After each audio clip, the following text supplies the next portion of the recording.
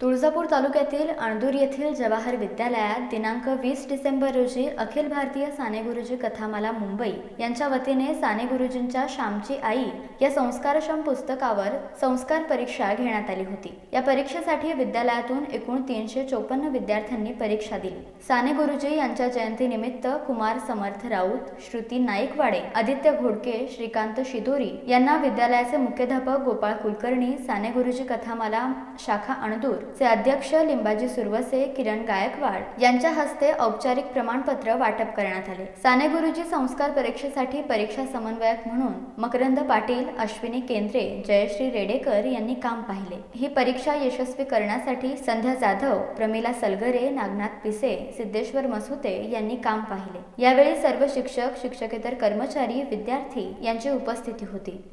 D news मराठीसाठी लक्ष्मण दुपारगुडे, अणदूर, तुळजापूर।